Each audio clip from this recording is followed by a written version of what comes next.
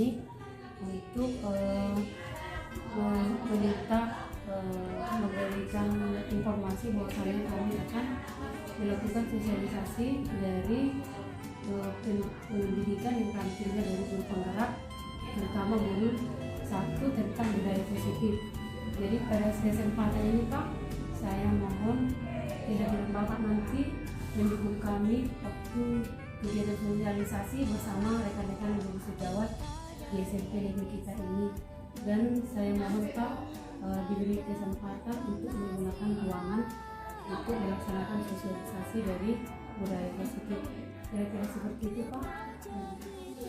Baik, terima kasih. Saya sebagai kepala sekolah di sekolah kita ini sangat berbangga atas inisiatif oleh para bapak ibu, khususnya ibu calon guru penggerak dalam pemaparan kegiatan yang telah ibu terima dari ketua ibu tentunya. Nah, ini di samping kegiatan tersebut, setelah kegiatan itu saya mohon untuk ada dokumentasi sekolah kita supaya dibuat satu set untuk kita, dan segala sesuatu yang ibu perlukan tolong diminta kepada pensuara, ruangan, tempat, dan apapun itu. Dan mengenai permintaan ibu untuk menghadiri pemaparan tersebut akan saya usahakan. Bila tidak ada rapat-rapat di dinas yang penting, saya akan usahakan untuk menghadiri ibu. Terima kasih.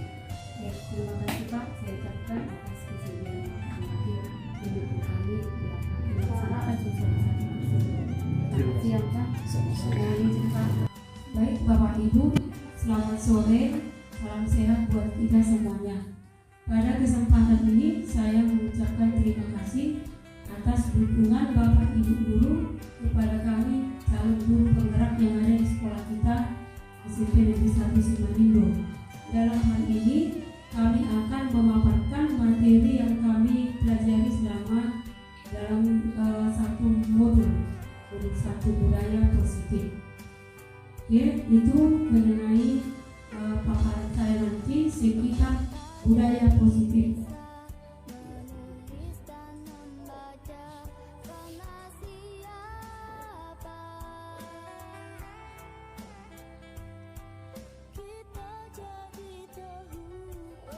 Baik, budaya positif. Nah, jadi budaya positif adalah ungkapan dari Bapak Ki Hajar Dewantara. Dia adalah Bapak Ki Hajar Dewantara atau Bapak Pendidikan Indonesia. Dia mengatakan budaya positif ada pada ekosistem yang positif. Jadi menurut Bapak ini budaya positif ini adalah budaya yang terjadi pada saat itu pendidikan. Itu adalah sekolah. Kalau kita sekarang sekolah, pada saat 1920 itu taman siswa. Jadi budaya positif merupakan seperti yang diungkapkan bahwasanya dalam pendidikan itu diibaratkan guru itu adalah sebagai seorang petani. Nah, murid-murid kita itu diibaratkan sebagai tanaman. Jadi berkembang tidaknya, berhasil tidaknya tanaman itu tergantung kepada kita, guru atau petani. Nah, jadi kalau yang diharapkan budaya positif, para siswa kita dapat berkembang apabila kita bisa melaksanakan seperti petani. Bahwasanya petani itu rajin ke ladang, rajin memberi pupuk pada tanaman, rajin menyiangi, dan salah satunya lagi memperhatikan tanaman itu di mana kekurangannya, di mana tanah yang paling kering, di mana tanah yang lebih subur. Dia tidak menyamakan semua tanaman. Jadi dalam hal ini Bapak Ki Hajar Dewantara mengharapkan kita itu tidak boleh menyamakan semua anak didik kita itu. Kita harus bisa memperhatikan si A sampai si Z, itu ada kelemahannya, ada kelebihannya. Seperti Bapak petani tadi. Jadi kondisi tanaman tidak sama di dalam 1 hektar misalnya. Pasti tanahnya ada yang berbeda. Seperti itu kondisi tanah. Jadi anak-anak kita juga seperti itu. Anak-anak itu berangkat dari keluarga yang berbeda, latar belakang budaya yang berbeda. Jadi ketika dikumpulkan dalam satu ruangan, pasti mereka itu merespon kita dengan cara yang berbeda. Biarpun nanti kita memberikan pengajaran sama, tapi mereka menyerapnya itu berbeda. Sama dengan tanaman tadi. Misalnya tanaman itu kita kasih pupuk, itu tidak akan sama tumbuhnya. Karena apa? Kondisi tanahnya itu pasti berbeda.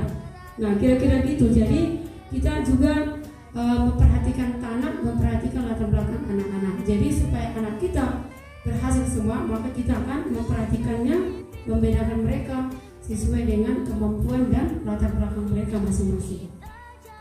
Selanjutnya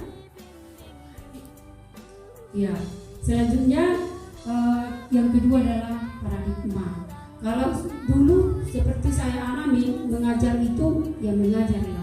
Tapi setelah di zaman sekarang ini sudah ada perubahan paradigma, bahwasanya mengajar itu rupanya harus tidak bisa menggenggam seperti genggaman tangan yang di slide sana. Kita tidak boleh menggenggam anak-anak itu. Kita harus membiarkannya, memberi kebebasan kepada mereka. Sama dengan kita meletakkan sesuatu benda di tapak tangan kita, seperti pasir misalnya. Kalau kita genggam itu kuat, maka pasir itu akan bisa lepas, bisa jatuh. Tapi kalau kita biarkan terbuka tangan kita, bisa jadi pasirnya lebih banyak yang kita dapat. Sama dengan anak-anak itu.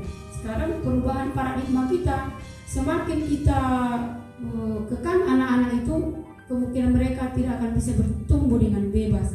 Maka kualitasnya, kemampuan yang kita harapkan pasti tidak sesuai dengan yang kita harapkan. Tapi apabila kita lepaskan kepalan tangan kita, maka mungkin kita kasih kebebasan bidang apa yang mereka sukai, bidang menuliskah, membacakah, olahraga atau segala macam. Pasti anak itu bisa menunjukkan kemampuannya, minimal satu bidang pasti akan mereka kuasai. Itu kira-kira mengenai perubahan paradigma. Jadi harapan dengan pendidikan guru penggerak ini, kami calon guru penggerak dan kawan-kawan Bapak Ibu guru bisa merubah paradigma kita, bahwasanya mengajar itu adalah harus memberi kebebasan kepada anak-anak untuk bisa bertumbuh dan berkembang sesuai dengan bakat masing-masing. Selanjutnya ini perubahan paradigma searah dengan teori kontrol. Seperti tadi ya, ilusi guru mengontrol murid. Bayangan kita seperti tadi, kita kasih kebebasan tapi tetap ada kontrolnya. Ada undang-undang, ada kita buat patrolnya. Kita membuat mereka bebas tapi tetap ada kontrol dari kita. Yang kedua itu kita harus dalam mengajar ini kita membuat teori kontrol itu, kita harus bisa mampu menerima kritik dari anak-anak. Jadi selama ini kita tidak berani membuat angket atau kritik bagaimana sejauh mana kita mengajar. Tapi dengan pendidikan guru penggerak yang kami terima, bahwasanya kita harus bisa menerima kritik dari anak-anak kita. Bagaimana karakter kita yang mengajar, apa yang mereka maui, bagaimana kita menghadapi mereka. Harus bisa kita mampu menerima kritik. Kalau kita salah, kita harus mampu mengatakan bersalah. Itu adalah salah satu pendidikan karakter. Jadi kalau dulu guru saya misalnya itu tidak pernah mengatakan salah, maaf. Tapi sekarang kita harus mampu mengatakan salah apabila kita bersalah. Mungkin kita ada sesuatu kesalahan dengan teori atau materi yang kita ajari, kita harus rela mengatakan salah atau maaf. Jadi itu adalah satu penanaman atau penguatan karakter. Apalagi sekarang kurikulum berkarakter, atau kita harus membina anak-anak ini terutama dari karakter yang dibuat. Kemudian itu mengenai bahwa semua penguatan positif efektif itu sangat bermanfaat, sudah pasti. Dan kemudian orang dewasa memilih hak untuk memaksa. Ini adalah paradigma yang harus kita rubah. Dulu kita guru ada bersifat otoriter atau bahasa sederhananya memaksa, wajib. Apabila kamu tidak mengerjakan itu senjata kita sama anak, nanti ibu tidak akan memberi nilai. Nah sekarang itu harus kita rubah, bahwasanya tidak selamanya orang dewasa itu memiliki hak untuk memaksa. Anak-anak itu memiliki hak juga untuk menerima atau menolak apa yang tidak sesuai dengan mereka. Jadi kita sebagai guru, karena kita pada saat ini kondisi lebih dewasa dari anak-anak, tidak selamanya memaksa, tapi kita harus membimbing, mengajak mereka untuk bisa lebih baik atau menuruti apa yang kita ajarkan dengan baik atau dengan tanpa ada kata memaksa, ya. Itu tidak boleh ada kata memaksa lagi. Selanjutnya ini adalah kemudian ini adalah contoh-contoh stimulus respon dan teori kontrol. Ini ada beberapa, bisa kita lihat di slide. Bagaimana cara kita mengontrol anak-anak kita. Salah satunya yang paling nyata di sini adalah kita harus mampu berkolaborasi. Kita berkolaborasi sesama rekan sejawat, kita berkolaborasi dengan anak-anak terutama, dan juga kita harus berkolaborasi dengan orang tua untuk ini dari mana?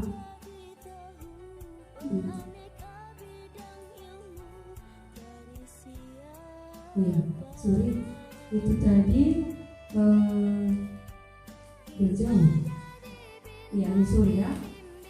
Ya, ini kolaborasi menciptakan pilihan-pilihan yang lebih baru. Jadi dalam hal ini untuk menciptakan pendidikan yang berprofil Pancasila, kita harus mampu berkolaborasi, bekerja sama, menemukan, menciptakan pilihan-pilihan yang baru sesuai dengan zamannya. Itu kira-kira untuk ini. Selanjutnya yang kemudian, nah untuk menciptakan profil Pancasila, tujuan pendidikan atau guru penggerak ini menciptakan pendidikan yang berprofil Pancasila. Salah satu syaratnya adalah ada kata ini nanti, disiplin. Jadi seperti kata pepatah mengatakan, rahasia kesuksesan adalah disiplin, kunci keberhasilan adalah disiplin.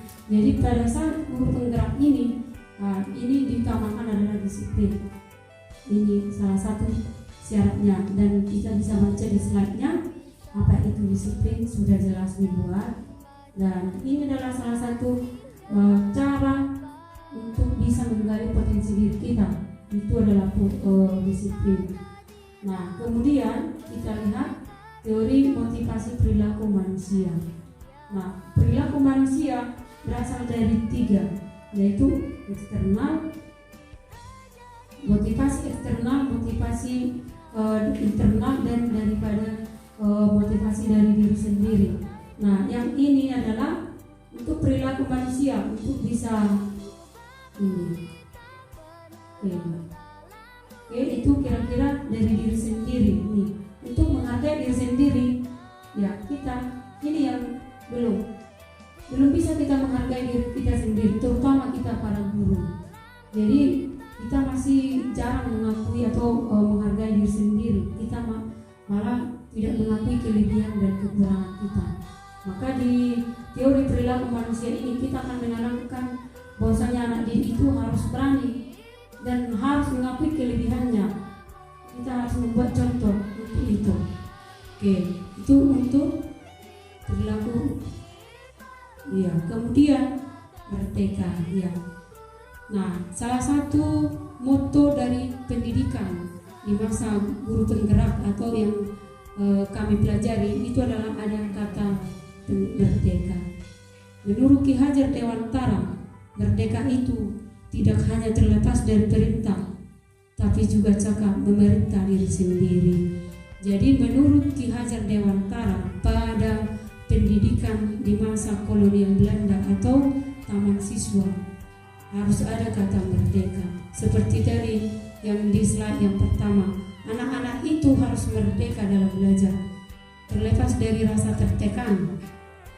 Nah, kalau menurut saya yang sudah saya pelajari, yang sudah saya praktekkan selama kurang lebih 15 tahun mengajar, saya mengamati anak didik saya waktu saya mengajar masih tertekan mereka.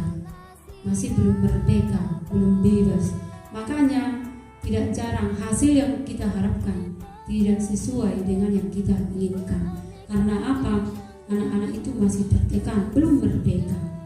Padahal sesuai dengan Bapak Ki Hajar Dewantara ini, anak-anak itu harus dalam kondisi merdeka untuk dapat mengikuti pembelajaran, supaya mereka dapat menghasilkan dan memahaminya. Karena merdeka itu adalah bebas tanpa ada tekanan. Jadi ini yang mau kita praktikkan di masa sekarang, karena anak-anak itu pada umumnya belum bisa merasakan kemerdekaan dalam belajar.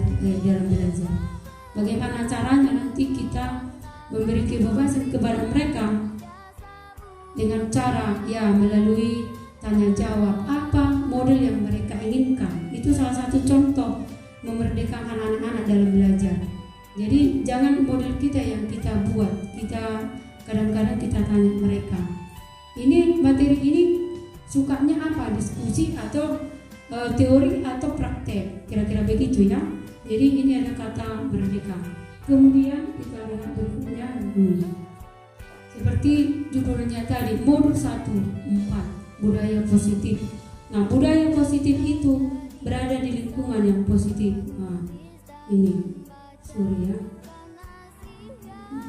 ini budaya positif sejalan dengan lingkungan positif. Lingkungan positif bisa menghasilkan budaya positif apabila sudah ada juga dulu keyakinan kelas, peraturan kelas.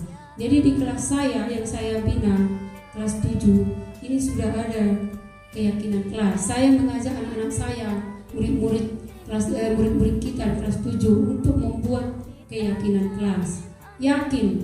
Yakin bisa dikerjakan, berarti ini berasal dari hati dan pikiran. Misalnya peraturan sekolah, ini kan sekolah yang membuat. Nah, di atasnya nanti ada keyakinan kelas. Anak-anak itu harus terlibat membuat suatu keyakinan kelas atau kesepakatan kelas. Misalnya seperti tadi, ini keyakinan kelas yang bisa kita buat, yang bisa nanti menjadi budaya positif. Nanti kita tanya, apa yang kalian bisa lakukan yang bisa menciptakan budaya positif atau menciptakan lingkungan belajar yang aman dan enak. Maka orang itu menulis nanti dari hasil tulisan mereka yang 32 orang, ada yang mengatakan datang ke sekolah tepat waktu, Bu, bagus. Dan kedua, aktif dalam pembelajaran. Yang ketiga, menjaga lingkungan kelas. Nah, ini mereka yang menguraikan ini, dan solusinya akibatnya nanti kalau tidak ditepati, ya mereka sendiri yang menyebutkan apa sanksinya kalau nggak dikerjakan. Saya siap, Bu, membersihkan berturut-turut, misalnya 1 kali seminggu aturan menyapu jadwalnya. Kalau tidak menyapu, dia siap melaksanakannya 2 kali dalam seminggu, dia sendiri. Dan ternyata dengan keyakinan kelas yang ada, jadi ruangan kelas kita itu menjadi positif. Positif artinya bersih, indah, dan menarik. Mereka sendiri yang menjaga, mereka sendiri yang saling mengingatkan apa sanksinya kalau tidak dikerjakan. Akhirnya dalam 1 bulan ini sudah menjadi kebiasaan. Semoga nanti selanjutnya menjadi budaya yang positif. Ya, jadi dalam 1 bulan kami mempelajari materi ini, kami coba praktekkan dengan anak kita. Rupanya ternyata keyakinan kelas ini sangat mendukung lingkungan positif dan budaya positif, sehingga mereka dalam belajar sudah semakin semangat. Sudah pasti lingkungan yang positif, budaya yang positif akan menghasilkan motivasi yang semakin bagus dalam belajar, sehingga hasilnya mereka semakin bisa memahami materi. Itu untuk budaya positif. Selanjutnya, nah ini tadi keyakinan kelas, hukuman, dan penghargaan.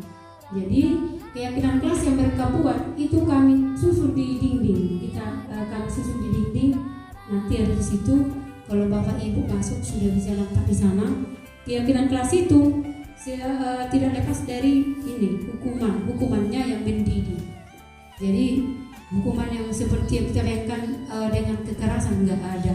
Hukuman yang mendidik, misalnya seperti tadi membersihkan jadi jadwalnya jadi 2 kali, kan berat seperti itu tidak ada hukuman yang fisik, tapi mental. Jadi dia yang merasakan. Kemudian penghargaan. Nah, yang menempati itu langsung kita kasih penghargaan, pujian, bahwasanya dia sudah mengerjakan keyakinan kelas itu, ya kita kasihlah hadiahnya. Ini yang jarang kita lakukan.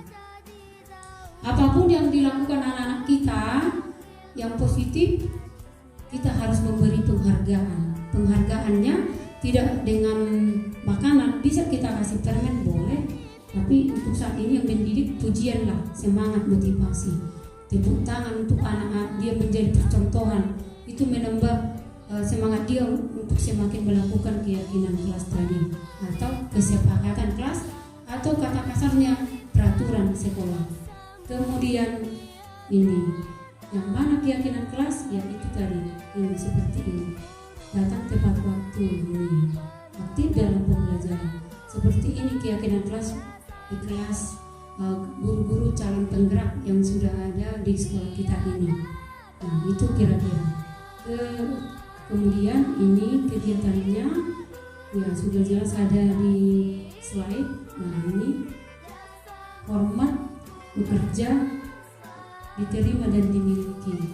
Nah, hormat tadi itu, ya ini hormat. Jadi karena ada tadi menjaga ketertiban kelas, sama-sama menghormati satu sama lain, ya. Menghormati satu sama lain berarti saling menjaga. Jadi tidak ada lagi saya dengar di kelas saya berantem, enggak ada. Main fisik enggak ada. Saling mengambil buku tidak ada. Karena ini saling menjaga. Karena ada salah satu isi keyakinan kelas mereka buat menjaga ketertiban kelas, tidak boleh mengganggu teman. Nah, ini karena ada saling menghormati. Bahwasanya dengan adanya keyakinan itu, anak-anak kita ada saling menghormati, akhirnya terciptalah ketertiban ini. Tidak ada lagi barang yang hilang. Kemudian bekerja ini.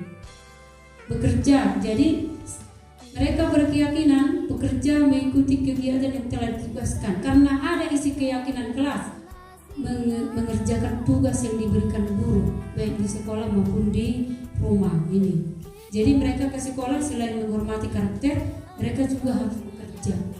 Karena mereka memang bekerja, belajar mereka mengerjakan tugas-tugas di sekolah seperti menyapu tugas, menjaga ketertiban. Dan yang terakhir itu diterima dan dimiliki.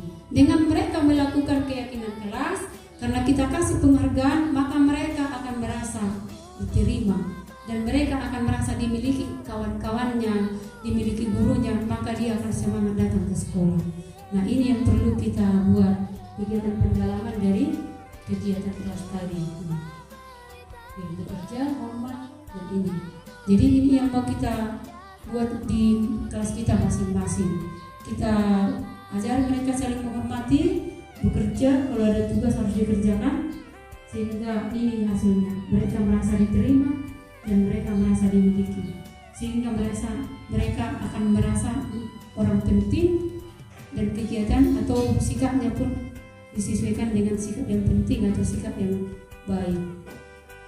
Selanjutnya ini peraturan keyakinan, yang inilah dia. Kalau peraturan ini perbedaannya, kalau keyakinan dia tanggung jawab. Kalau peraturan dilarang, kalau keyakinan menghormati orang lain dan diri sendiri. Ini peraturan. Kalau dia keyakinan kelas tadi, ya ini. Kemudian dilarang melakukan kekerasan. Ini peraturan karena ada kata dilarang. Di keyakinan kelas tidak ada kata dilarang, kata ini keselamatan, menghormati orang lain. Nah, ini itu perbedaannya. Kalau peraturan ada dilarang, berarti ini ada kewajiban, harus. Tapi kalau keyakinan itu dari dalam diri sendiri tanpa ada kata dilarang. Jadi kalau ada kata dilarang, ini kan peraturan, harus. Jadi anak-anak itu sudah tertekan duluan. Nanti kalau saya tidak mengerjakan, seolah-olah seperti ada hukuman yang sangat berat akan mereka terima. Tapi kalau keyakinan, kalau mereka tidak mengerjakan, tidak ada hukuman yang mereka terima, tapi perasaan mereka yang tidak enak. Jadi ke diri sendiri nih kalau keyakinan. Makanya mereka lebih lebih tertarik dengan keyakinan karena yang rugi diri sendiri. Tapi kalau peraturan, mereka memang rugi dihukum, tapi sepertinya ini untuk sekolah gitu, bukan untuk diri sendiri, sehingga mereka agak susah mengerjakan ini. Biasanya kan mereka melanggar peraturan. Tapi kalau keyakinan ini karena dari diri sendiri, kalau dikerjakan untuk diri sendiri, kalau tidak dikerjakan mereka sendiri yang rugi. Jadi seperti lebih semangat mereka mendengarkan ini. Jadi kita akan buat sama anak-anak kesepakatan kelas, keyakinan kelas. Ini tidak lagi, karena kalau dibilang ini mereka langsung tertekan duluan. Peraturan sekolah, berarti kalau enggak ada hukuman yang berat. Kira-kira gitu untuk perbedaan keyakinan dan peraturan. Ini dia tadi dihukum. Kalau dia ini keyakinan identik dengan penghargaan. Nah, itu kira-kira. Selanjutnya tindakan, ya, tindakan guru. Ini mencatat 1000 kali. Saya pernah membuat seperti ini tugas ganjaran atau tindakan guru. Ternyata itu tidak benar karena dia masuk hukuman. Nah, ini juga lari mengelilingi. Saya paling sering membuat seperti ini. Ternyata itu hukuman. Ini juga nih. Semua sudah saya buat. Tapi ini kalau ada kata konsekuensi, ini lebih bagus dalam pendidikan sekarang. Kalau bisa hukuman dikurangi, tapi konsekuensinya yang harus kita perbanyak. Itu kira-kira perbedaan tindakan guru yang memberi hukuman dengan memberi konsekuensi. Kemudian seperti ini. Ini contoh-contoh yang dihukum ini. Oke, bisa kita lihat di slide. Selanjutnya, ini.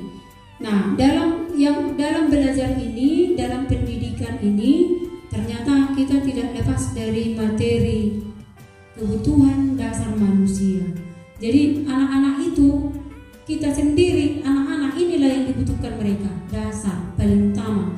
Yang pertama, cinta kasih. Yang kedua, penguasaan. Yang ketiga, kesenangan. Yang keempat, kebebasan. Dengan adanya kebutuhan yang empat ini, maka mereka akan survive atau enak, hidupnya akan bersemangat.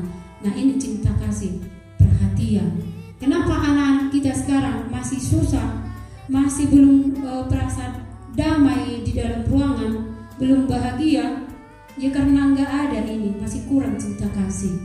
Di rumah mungkin kurang perhatian dari orang tua, maka anak-anak itu tidak survive. Di sekolah dia akan tidak bahagia, dia akan tidak tenang, dia akan berisik, dia akan menimbulkan tindakan-tindakan yang mengganggu.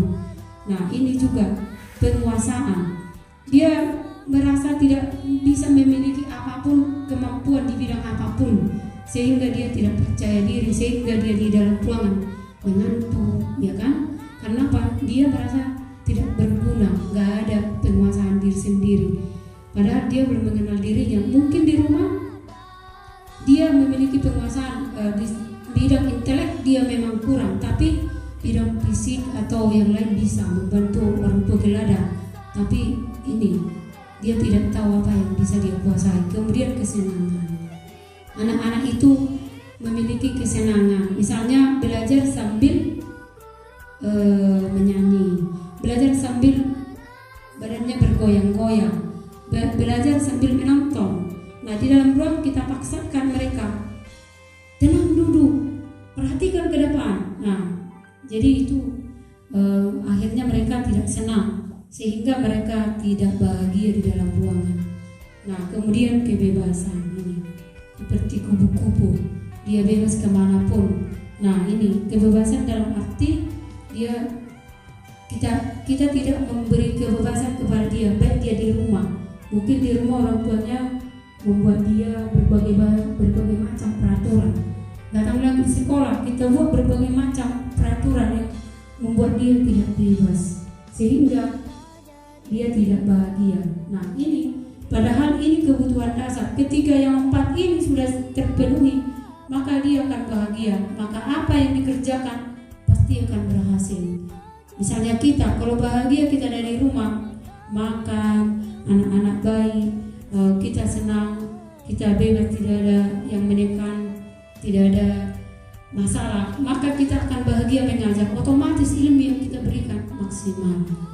Anak-anak pun kita beri perhatian dengan maksimal juga, sehingga anak-anak merasa senang juga. Ini kebutuhan kita. 4. Apabila kebutuhan dasar ini salah satu tidak terpenuhi, otomatis mereka tidak surtipa, tidak akan maksimal lah ini belajar. Maka jangan heran anak-anak kita tidak maksimal belajar karena salah satu dari sini tidak terpenuhi. Bisa di rumah, dan pasti di rumah paling banyak. Itu kira-kira. Kemudian, nah ini seperti ini contohnya tadi. Nah, padahal aku suka menyanyi katanya. Nah ini apa, kebutuhan apa? Itulah seperti tadi, kebebasan. Nah ini ibu guru menyapa, padahal aku tidak pakai jemput rambut. Nah dia suka-sukanya aja, dia senang gerai rambut. Nah ini dia bosan, sehingga belajarnya gitu-gitu aja. Mungkin tidak ada variasi dari kita, maka anaknya itu bosan. Maka tadi masuk ke kebutuhan apa dia? Cinta kasih kah, penguasaan kah, kebebasan kah? Atau satu lagi apa tadi? Penguasaan, cinta kasih, kebebasan. Satu lagi tadi, ini tadi, ini kesenangan. Nah itu. Jadi maka kalau kurang nilai anak kita, ya kita koreksi lah. Sudahkah 4 itu kita berikan? Maka kalau belum, kita ulangi lagi. Kira-kira gitu. Kemudian posisi kontrol ini tadi sama hukum, contoh. Jadi kalau di posisi kontrol, peran guru itu ada 5. Sebagai penghukum, pembuat merasa bersalah, teman, pemantau, dan manajer. Jadi kita paling banyak membuat ini, penghukum. Contohnya mengherdik, ya kan, mengeraskan suara, nih, membuat merasa bersalah, nih, berceramah 1 jam kita nasihati, makin bersalah dia. Nah, tapi dia sebagai teman membuat alasan, nah, kita buat cerita yang sesuai dengan yang dia lakukan, maka dia akan menerima itu. Pemantau, kita hanya melihat saja tanpa ada tindakan. Kemudian ini manajer, mengajukan pertanyaan-pertanyaan. Nah, kira-kira gitu posisi kontrol kita sebagai seorang guru. Yang mana yang berhasil di pendidikan menciptakan profil Pancasila, otomatis yang ini harus bisa. Teman dan pemantau ini. Kalau bisa dikurangi selama ini. Semakin banyak anak-anak itu merasa bersalah, maka semakin rendah diri, maka melakukan yang baik pasti akan semakin berkurang. Itu kira-kira. Karena ada hasilnya. Kalau kita bentak dia, hasilnya jadi bagaimana? Ya dia jadi membentak orang lain juga. Kalau kita buat dia merasa bersalah, maka dia akan berbohong. Kalau kita sebagai teman, maka dia ketergantungan sama kita. Nah, kalau kita sebagai pemantau, dia akan menyucikan diri. Namanya kita mengamati. Ketika kita amati dengan tatapan, pasti dia akan, oh ibu itu melihat saya. Nah, jadi dia sendiri yang berubah sikapnya. Kemudian kalau dia sebagai manajer, menguatkan pribadi. Nah ini yang harus kita buat, manajer, teman. Kalau ini kita buat, kita kurangi. Nah itu posisi kontrol. Kemudian ini seperti ini tadi. Oke. Kemudian nada-nada suara 100%, 35% non verbal. Berarti non verbal dengan tidak kata-kata, tapi dengan bahasa tubuh. Misalnya kita hentakkan meja ini sekuat-kuatnya, berarti itu adalah penghukum ya, takut semuanya. Ya gitu kira-kira untuk nada-nada suara. Ya kita sesuaikanlah yang mana nada suara kita, supaya anak-anak jangan tertekan. Ini yang 5 tadi. Cup. Oke. Kemudian apa yang kamu mau? Ya, apa yang kita mau? Apa yang kamu kerjakan? Nah, apa yang kita mau, anak-anak itu berhasil kan? Apa yang sedang kita kerjakan sekarang? Yaitulah memulai mengajar dengan hati, dengan penuh kasih dan sayang. Memulai mengajar tidak sebagai penghukum, tapi sebagai teman bagi anak-anak dan juga sebagai manajer. Karena ada di manajer itu kita kasih solusi. Kemudian, kamu kapan saya bisa harapkan ini selesai? Ya, kapan kita inginkan?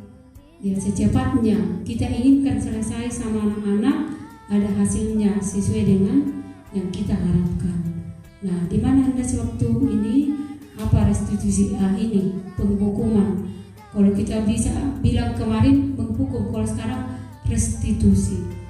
Proses menciptakan anak-anak itu mengakui, memperbaiki kesalahan mereka sehingga mereka kembali melakukan yang benar, itu restitusi. Ciri-ciri restitusi ini memperbaiki hukuman, ya, tawaran bukan paksaan. Restitusi menuntut melihat ke dalam diri, kita pancing dia untuk memikirkan tindakan dia benar apa tidak, sampai yang terakhir nomor 9. Nah, inilah segitiga restitusinya. Validasi yang salah, menanyakan ini, ini menanyakan keyakinan ini duluan. Kita menstabilkan baru validasi tindakan yang salah. Inilah contoh-contohnya. Nah, ini kalau menstabilkan identitas, apa yang kita kerjakan? Ini membuat murid merasa gagal karena berbuat salah menjadi positif terhadap dirinya. Ini guru berkata, ini ada contoh-contoh dalam percakapan, dalam cerita itu. Kemudian validasi tindakan yang salah ini. Oke. Kemudian yang ketiga, menanyakan keyakinan. Jadi setiap ada pelanggaran anak-anak, tetap kita kembali menanyakan ini. Adakah di keyakinan kelas seperti itu? Ada, Bu. Kalau dijawab, langsung kita konsekuensinya, ya. Jadi apa konsekuensinya kemarin? Seperti ini. Dia akan sendiri yang memikirkan. Jadi bukan kita. Oke. Kemudian inilah pertanyaan untuk intervensi, tentang restitusi. Kalau dia melakukan sesuatu, ini ada beberapa ini. Oke. Itu untuk itu. Kemudian tanya jawab. Jadi untuk materi yang sudah saya paparkan, itulah rangkumannya materi dari modul 1-4. Kira-kira demikian Bapak Ibu. Saya harapkan ada masukan bagi saya, karena saya sadar banyak kekurangan karena kondisi waktu yang sangat mepet, sehingga saya memaparkannya tidak atau belum maksimal. Terima kasih. Silakan yang mau menanggapi Bapak Ibu, saya persilakan.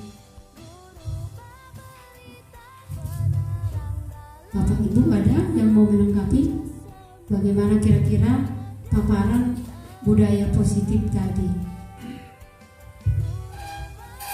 Ya.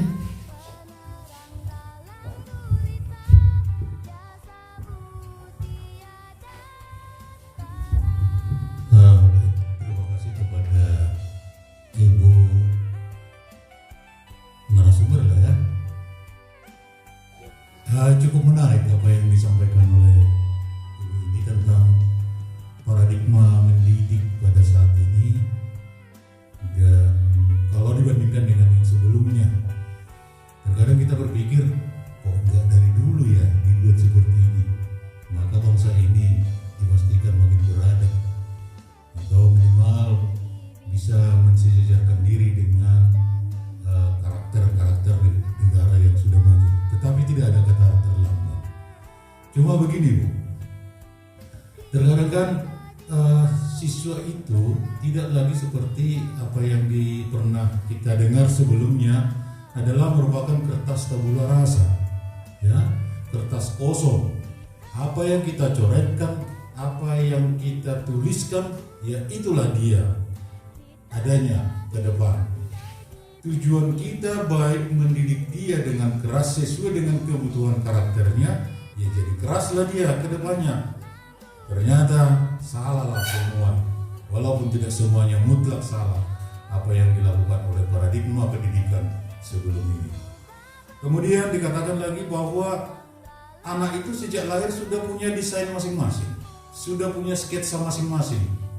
Kita tinggalnya sebagai pendidik bagaimana memperjelas sketsa itu sehingga menghasilkan sesuatu yang nyata, bahwa inilah anak itu sesuai dengan sketsa hidupnya.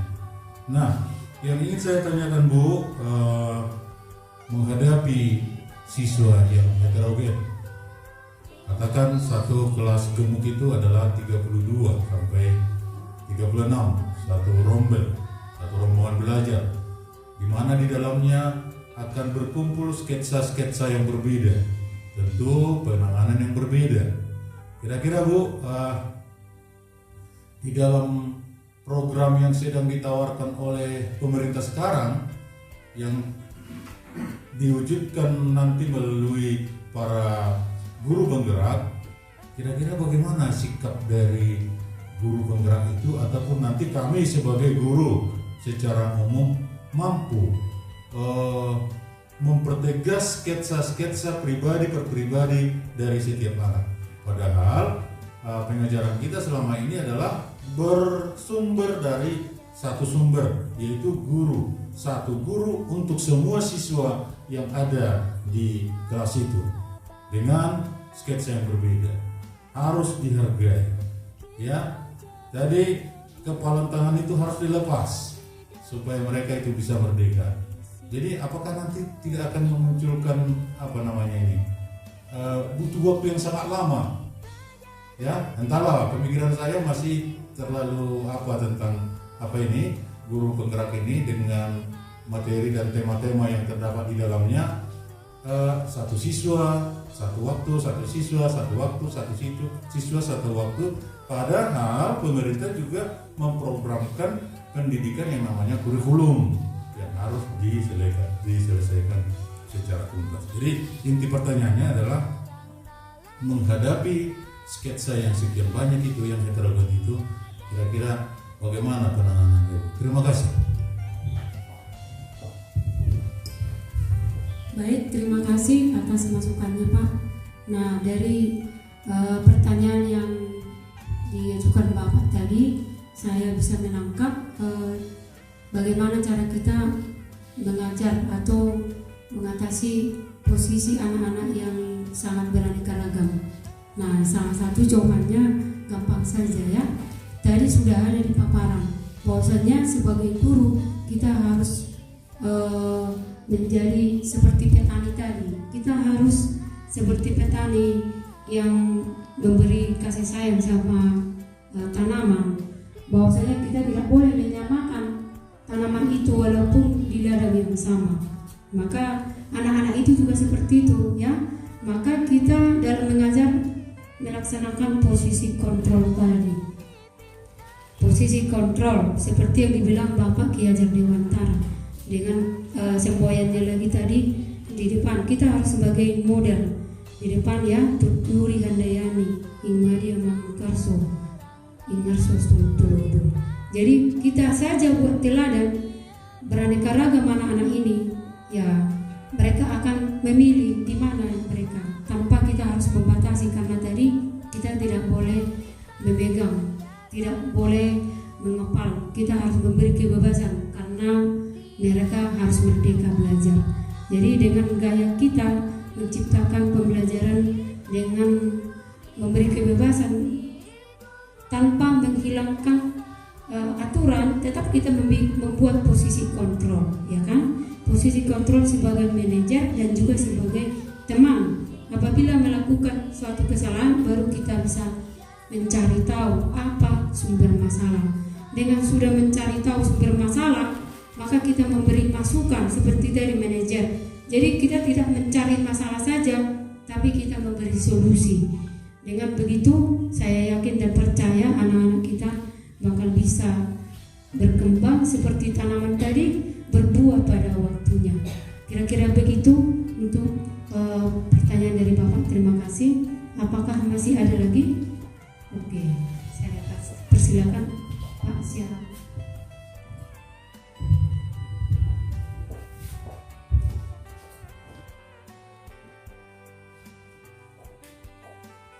Terima kasih. Terima kasih untuk Ibu narasumber, Ibu Panjaitan. Terima kasih atas pemaparannya yang cukup menarik saya rasa. Tadi di pemaparan materi ini di modul 4, hal yang dibicarakan adalah Dalam pemaparan ini intinya yang bisa saya simak atau bisa saya mengerti, bagaimana dalam budaya positif ini supaya kita para pendidik bisa memanusiakan para siswa kita menjadi benar-benar para peserta didik yang manusia dalam dirinya. Itu saya lihat dari lingkaran tadi. Memang selama ini dalam pendidikan kita lebih banyak masih selama ini hanya berangkat dari peraturan. Jadi peraturan itu datang dari eksternal, dari luar diri para siswa itu. Nah begitulah kita memang mungkin guru selama ini. Dan yang diharapkan dari eksternal atau dari peraturan itu, kita harapkan siswa perlahan-lahan bisa berubah dari hanya mengikuti peraturan, akhirnya menjadi siswa yang manusiawi. Jadi dari peraturan itu kita harapkan siswa menjadi punya keyakinan terhadap dirinya, jadi berarti dari internal dirinya. Nah kalau sudah tercapai keyakinan itu, lalu keyakinan itu nanti akan menciptakan lingkungan yang positif dan terakhir ujungnya akan mendapatkan budaya yang positif. Jadi itulah yang diharapkan supaya siswa kita dalam segala pelajarannya atau segala apa yang dilakukannya, dia menjadi benar-benar siswa yang manusia. Nah, yang mau saya sampaikan sebenarnya bukan pertanyaan tetapi pesan saja. Nah, memang sangat baik kalau siswa kita akhirnya bisa memiliki budaya positif yang seperti tadi, datangnya dari internal dirinya. Nah, tetapi pesan saya supaya apa yang kita harapkan ini benar-benar bisa terjadi dalam diri siswa kita. Nah, bagaimana supaya kita semua guru di sini bisa mempraktekkan itu langsung kepada siswa kita. Maka kami berharap terutama teman-teman yang sebagai calon guru penggerak, nah inilah saya kira yang bergerak pertama kali untuk mengajak semua guru untuk nanti menciptakan budaya positif itu dalam diri siswa kita. Nah itu saja yang mau saya sampaikan. Terima kasih.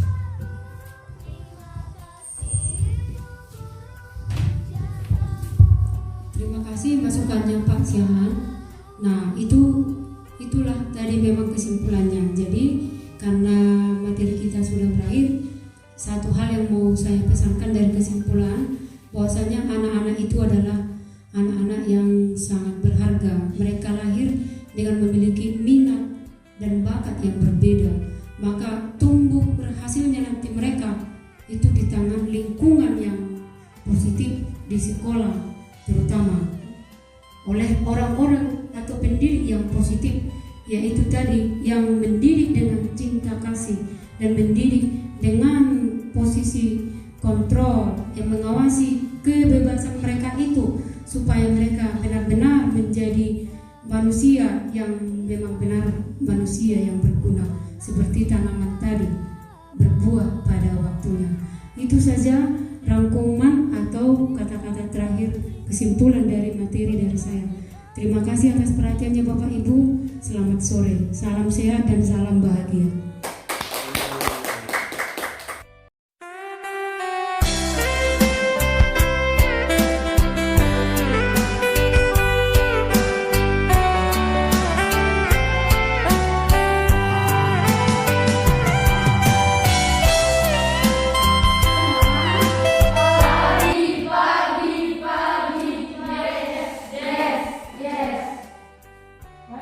Terima kasih ya. Apa kabar? Baik, Bu.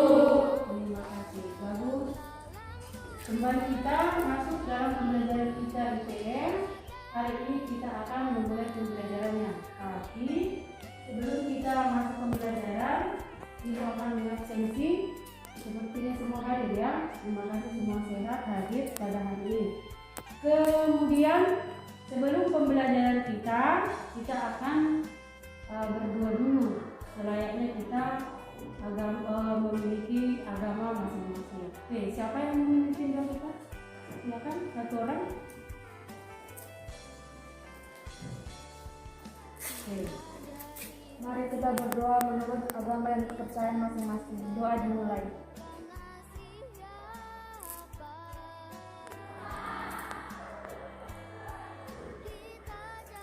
telah selesai.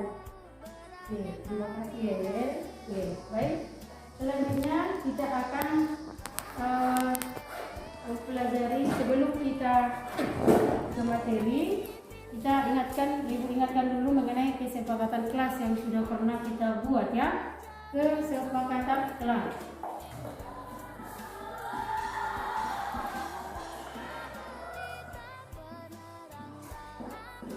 Ya, kesepakatan kelas adalah sebuah kesepakatan di antara kita yang harus kita tepati ya, supaya pembelajaran kita berjalan dengan baik. Itu adalah kesepakatan adalah sesuai apa yang bisa kita lakukan demi kelancaran pembelajaran dalam satu semester ke depan. Itu kelas 7C. Nah, ibu pengen tahu apa nanti ide-ide mengenai kesepakatan yang mau kita laksanakan dalam satu semester ke depan. Nah, ibu akan bagi kertas yang harus tulis nanti ya.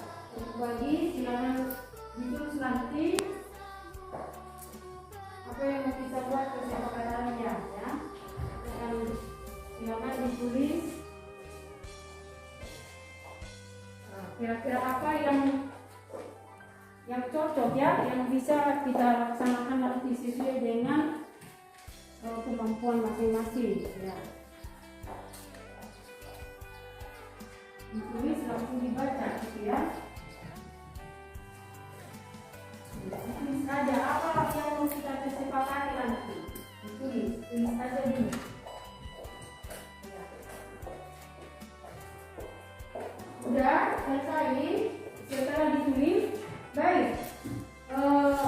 Kira-kira menurut si Manuel, apa yang harus kita buat?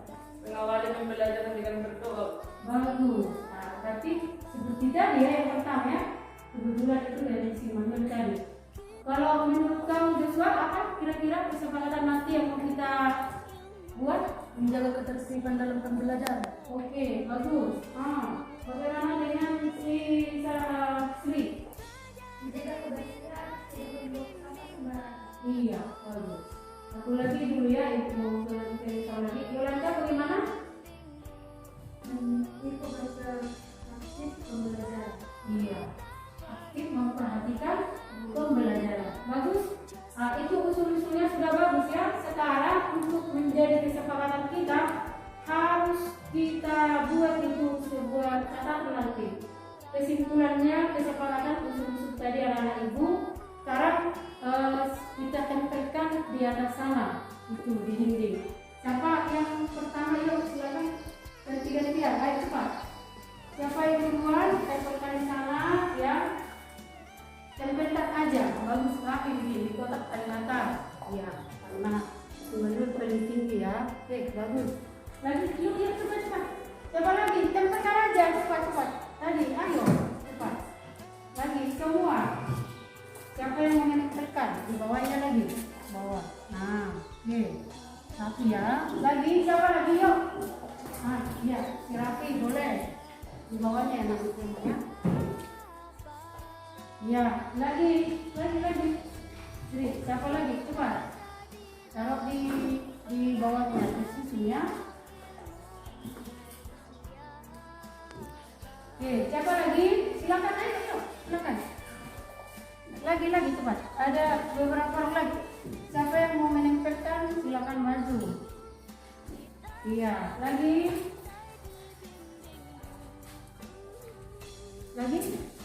Ayo.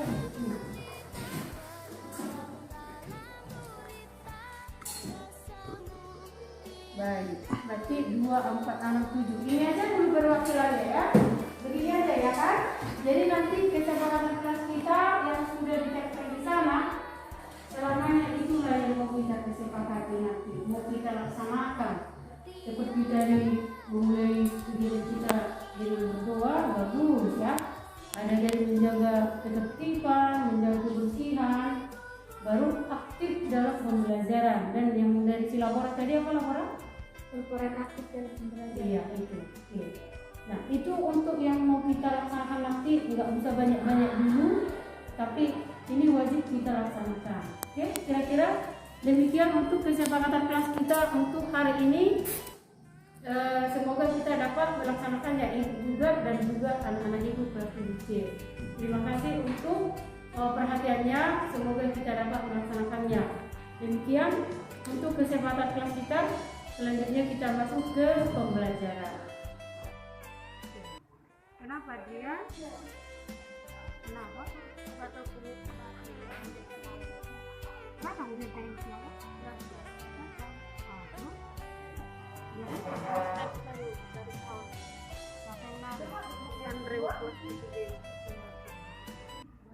Jadi pakai masuk di singkong untuk dikeluarkan pendek. Mana dia? Gak banyak. Jadi tahu kalau itu salah dia salah. Jadi bagaimana Bang? Kalau udah tahu dulu ya. Siapa sih yang bilang ini? Apa sekolah kita? Ibu tidak akan menghukum dia, cuma ibu akan mengingatkan dan kau lakukan ini salah itu. Masih untung saya dibikin ibu masuk pulau dia. Yang tidak pakai masker, nggak boleh. Ibu aja nggak pakai masker sudah pulang. Kau masih dibuat tadi izinkan nanti ya. Kau rasakan itu, kalau nggak disuruh pulang. Jadi bagaimana ya? Bagaimana coba? Apa yang kau pikirkan sekarang? Saya kau sendiri dulu.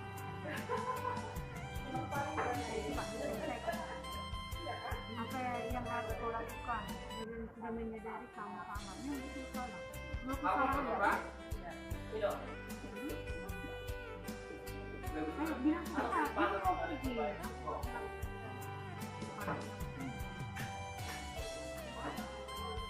Kalau ulangi lagi kesalahan yang sama, kalau orang tua ini itu akan berubah. Betul ya? Itu nanti kasih tahu sama orang tua. Orang tua ini tidak ada anak sekolah, tapi kalau informasinya harus dikasih sama orang tua. Karena kau sudah melakukan.